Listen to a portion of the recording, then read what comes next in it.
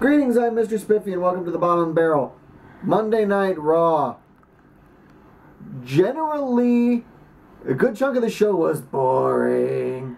It was rather flat in comparison to, say, last week's Raw. You know, what we had was a flat most of the show with a pretty good ending. Whereas last week it was a pretty good show and a flat ending for the most part. So, I guess you're kind of swapping it off. Santino won the U.S. title in the most clusterfucky match I've seen in recent history. And all it really did was more further the whole storyline with Laurinaitis and Teddy Long. Frankly speaking, Jack Swagger, I don't even know why they put the U.S. belt on him in the first place outside of, he was like the worst end transitional champion. Not only did he not really win any matches, except for on Superstars, but he just didn't do much of anything as the U.S. champion. Great for the All-American American. We had a match that was so short that I turned away to make a comment on a board and came back to it, and it was over, and that was Kane versus R-Truth.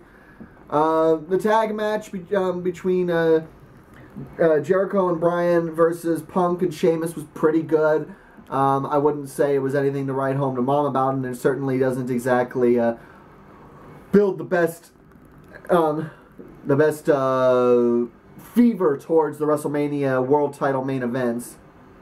Shawn Michaels and Triple H were a good solid start for the Monday night. That was probably one of the better segments of the show. Then we had The Rock doing his history lesson all over Boston. And this was pretty funny. This was at least closer to being vintage Rock.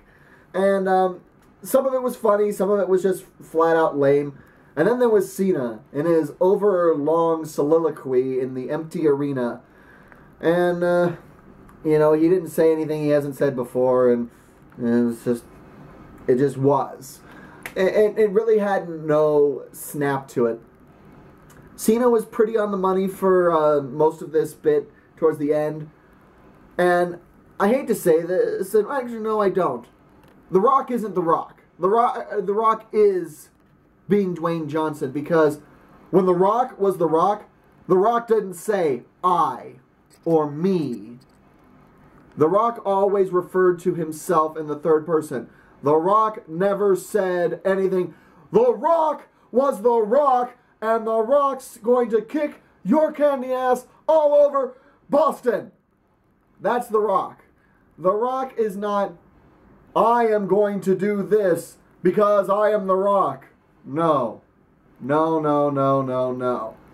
You don't have it quite right yet, Dwayne. Go back, study your script a little bit more, work on the character, do a little bit of the exercises that actors do, like I sometimes do, guys. Get that feel, get that jaw working, move that mouth. You know you can do it, Rocky. Come on. I know you have it in you somewhere in there, boy. There you go. All right there. So, this is our big build towards WrestleMania. And we get to see I think the most fun part for me was seeing John Laurinaitis dragged out of the building.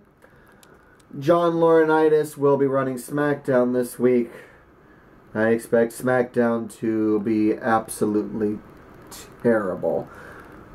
Which means, at least I have nowhere to go but up on it. If I'm expecting it to be complete and utter shit, maybe, just maybe, it'll be something a little bit better. Oh yeah, and Eve Torres won a match. Yay, and Zack Ryder came back, and then she used her body and physically kissed him, and he's fallen for it. He's got the big smile on his face. God, that was so stupid. Face-palmingly stupid. That was the face-palm moment of the night. And the best part, honestly, was I'm still loving the dynamic between Jericho and CM Punk. And when they were doing the whole who is better in the ring, who is the real best in the world, I say it's Chris Jericho, only because he was calling every spot in the match. Of course, he is the heel, so I guess it's something that they do. Well, I've rambled on long enough.